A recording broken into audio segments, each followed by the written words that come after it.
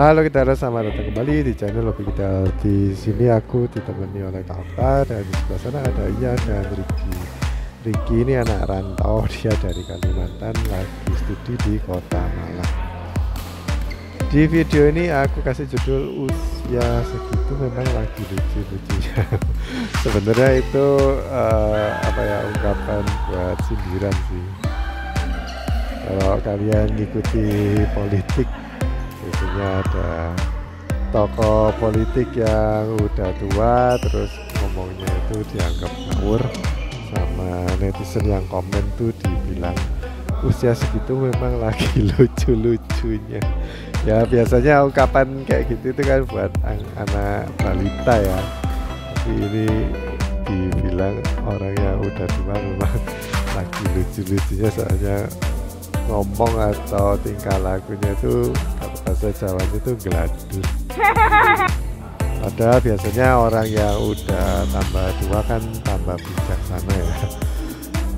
Tapi itu sekedar judul aja yang di sini, karena sebenarnya permainan kita ini adalah match antara usia yang tua yaitu aku dan Kauta dimusuhkan sama usia yang muda. Kalau Ricky ini kan baru lulus SMA, kira-kira ya usianya belum 20 lah ya kalau baru lulus SMA, sedangkan Ian nggak tahu umur berapa Ian, mungkin belum 30.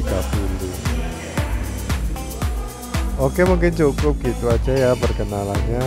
Kita lihat dan menikmati permainan kali ini.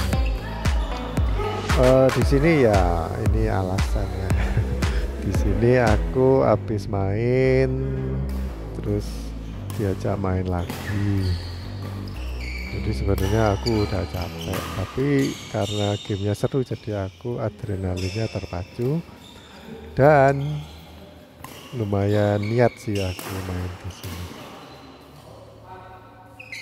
Oke, mari kita saksikan bersama apakah pengalaman kalau udah tua itu biasanya dianggap yang berpengalaman, padahal belum tentu ya. Kadang-kadang ada orang yang udah tua baru join main badminton karena nggak ada kegiatan atau olahraga lain. Tapi rata-rata pemain yang veteran itu dulu waktu mudanya pasti pernah ikut klub atau pernah main badminton cukup sering, karena pada zaman dulu kalau kira-kira tahun 80 tahun 90-an tuh olahraga badminton tuh booming sebelum ada olahraga basket yang mendominasi. Jadi dulu itu orang tahunya kalau Indonesia ya olahraganya badminton, setelah bola ya, sepak bola, terus yang kedua badminton, terutama karena ada Rudi Hartono. Kalau aku boleh menilai permainannya Ian sama Ricky ya, itu mainnya lebih banyak main serang atau mungkin ya lob serang atau nyemes-nyemes gitu. Tapi jarang banget ngasih bola-bola yang penempatannya itu strategis. Kalau menurutku misal kita lawan anak-anak muda, kita harus lebih banyak antisipasi sih dan lebih siap untuk lebih duluan nyerang lah. Kalau bisa itu bolanya jangan, timing ngambilnya ya jangan sampai turun dari ketinggian net. Terus ya kita harus lebih banyak spekulasi sih, kalau kira-kira sama lawan tuh bakal taruh mana, terus kita siap di situ. Walaupun mungkin lawan ya mungkin yang nggak enaknya itu kalau lawannya udah muda terus permainannya nggak bisa ditebak dan arahnya itu silang-silang dan kayak drop shot gitu ya, itu sulit kalau kayak gitu. Tapi selama anak muda yang pemain biasa, maksudnya bagus mainnya, tapi taktik mereka cuman main biasa, cuman serang-serang aja, itu kita bisa lebih banyak antisipasi. Karena selama aku main di ini, aku jarang maju ke depan untuk kalau nggak net kill ya. Tapi kalau di smash, anak muda kalau di smash terus dikembalikannya itu ke tengah-tengah lapangan, jadi aku nggak perlu lari-lari ke depan. Nah itu sebenarnya kunci di mana aku bisa menang di permainan ini. Juga aku nggak tahu sih, kalau Ricky sama Ian kan jarang parteran dan aku jarang lawan mereka. Jadi selama permainan di game pertama ini aku masih nebak-nebak dan ingin baca situasi, kira-kira lawan tuh seneng ngasih apa, sukanya berdiri di mana, dan kita kasih di mana yang menyulitkan mereka. Kalau Ricky kan volesnya suka dimain-mainin ya. Kadang-kadang mukul tuh nggak langsung dipukul ke arahnya, tapi kayak ditahan, dimundurin terus dibuang ke arah lain. Nah itu eh, kalau kita sudah terlanjur maju terus dikasih ke belakang, nah kita jadi kena gedut. Jadi kita harus berdiri di tengah-tengah bolanya kayak gitu supaya kita lebih siap untuk maju, dan lebih ke kalau dikasih belakang kita juga siap untuk mundur. Ya memang beratnya kalau di usia yang udah nggak muda itu tariannya mungkin kurang ya. Kalau kita dari posisi diem terus mau lari ke depan atau lari ke belakang itu agak sulit, dan larinya pun nggak bisa langsung lompat, jaraknya langkahnya lebar, itu nggak bisa. Ya mungkin bisa, cuman takut nanti cedera atau sakit, entah lututnya atau ankle-nya, pasti ada kendala di situ. Mungkin yang bisa aku bagikan ya, kalau kalian merasa udah tua itu tetap gerak aja kecil-kecil. Jadi untuk bergerak ke arah lainnya itu masih mending lah daripada tarian dari posisi diam. Kalau kita geraknya kecil-kecil, kita mau lompat itu pasti lebih gampang.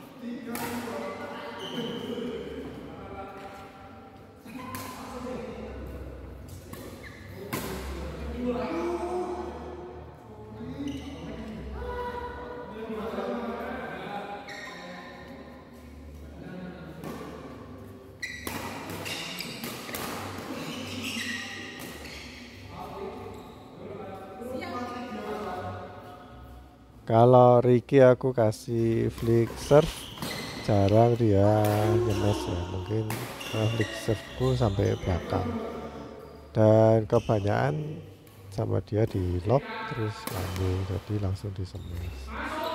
Maksudnya kita yang nyemes ya, jadi caranya itu kayak gitu. Dan kalau kalian lihat eh, atlet-atlet main, kalau main double itu mereka jarang ngelob tapi banyak nyemesnya, dan itu seharusnya yang jadi default kita ya. Jadi kalau main double itu jangan mudah untuk ngangkat bola kalau nggak terpaksa, atau mungkin partner kita terjepit ya, kita baru ngelob. Mungkin Kak Okta itu nggak terbiasa untuk habis ngelop terus maju ya.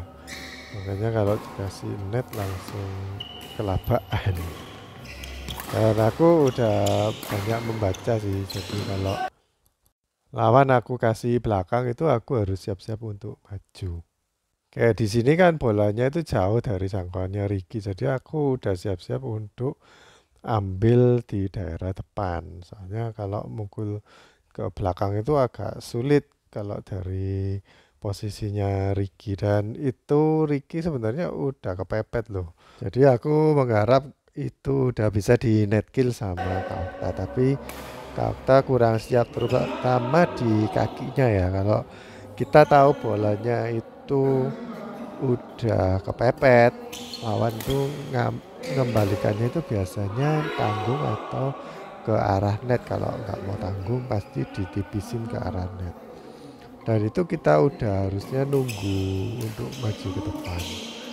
Terus posisi nunggunya tuh juga jangan kaki dua untuk siap kayak split step ya, tapi udah kayak orang mau nyemes, jadi kaki raketnya itu dibawa ke belakang. Jadi waktu kalau berhasil lawannya ngasih net tipis ya kita majunya tinggal ngatur aja kakinya. Tapi kalau kakinya kebalik, kaki rakitnya ditaruh di depan untuk ke arah maju, kan jadi dua langkah ya, dua step, itu nanti terlambat, kita kehilangan momen sepersekian detik untuk bisa net kill dengan mulus.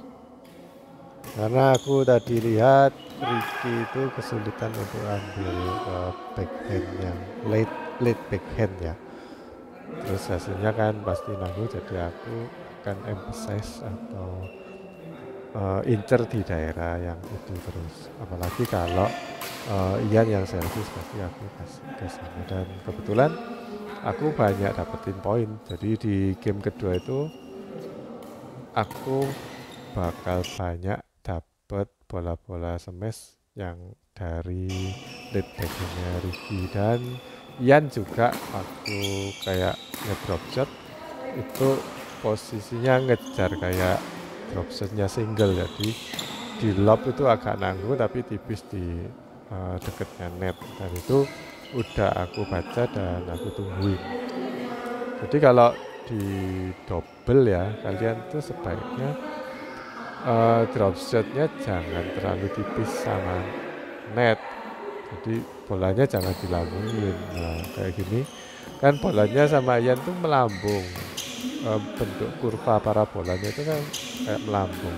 Jangan kayak gitu kalau main double. Nah ini diperbuat lagi, jadi aku dapat bola banyak dari posisi yang di kiriku ya, jadi sebelah kanannya kamera ini, itu dapat bola banyak di situ aku. Apalagi itu kan daerah forehandku ya, jadi aku udah siap-siap atau antisipasi sebenarnya, dan lebih siap lagi untuk ngejar ke titik-titik lemah yang seperti itu. Ya kuncinya kalau kita lemah di kaki, apalagi kalau yang pemain senior ya, lemah di kaki kita harus punya posisi dan kayak harus nebak sih. Kira-kira lawan tuh mau naruh di mana, dan kemungkinan besar di mana, kemungkinan kecilnya di mana. Terus kita harus siap kedua posisi itu, tapi yang kemungkinan besar itu kita harus lebih siap di arah yang sana. Tetap kemungkinan kecilnya jangan dilepas ya, jadi jangan terlalu spekulasi, tapi ambil yang besar sama kecilnya itu agak proporsi lah. Jangan proporsinya kayak 75-25 itu jangan seperti itu, tapi mending kayak 60-40 lah. Contoh ya, misalkan kita ngelob ke daerahnya lawan, itu kemungkinan besarnya kan lawan tuh nyemes, tapi kemungkinan kecil lawan tuh cuma drop shot dan kita kecolongan untuk ambil di depan. Jadi kita itu harus siap untuk nerima smash sekitar 60% dan kita siap maju 40%.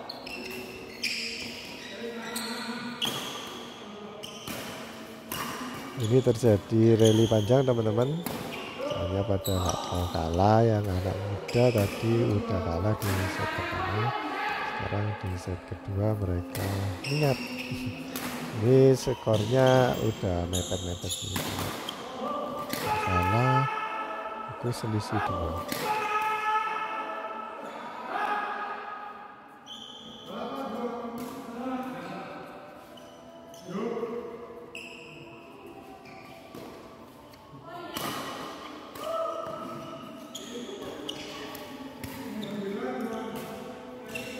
Walaupun anak-anak muda juga kadang nggak siap, soalnya mereka dari tadi nggak dilatih untuk siap, sedangkan kita dari awal udah dilatih untuk siap.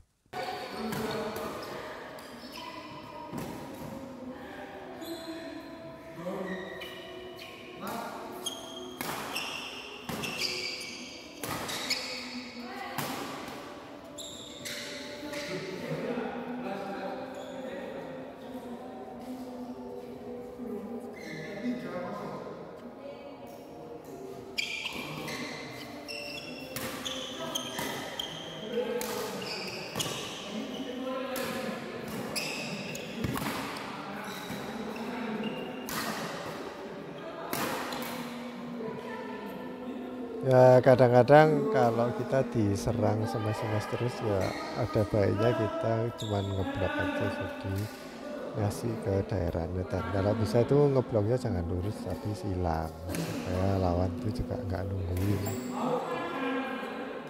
Terus kalau jauh dari lawan itu biasanya mereka ngelob dan kita gantian yang ngemes, jadi putar balik keadaan.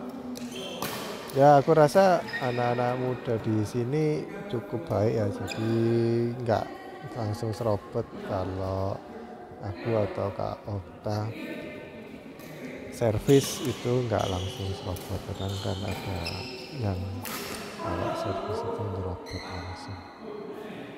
Itu yang sulit kalau lawan anak muda, yang kalau terima servis langsung serobot untuk neken lawan tuh sulit. Kak Okta habis keluar lapangan nggak langsung balik ya, susah ya kalau kayak gitu.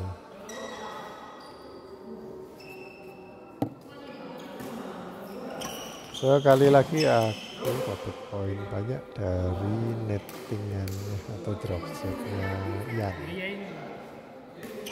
Kalau mau ngeflick itu kita jangan lihat matanya lawan atau jangan lihat lawan, biar lawan tuh kaget kalau kita ngeflick. Pura-pura aja lihat sepatu terus kita flick cepetan biar ada unsur surprise.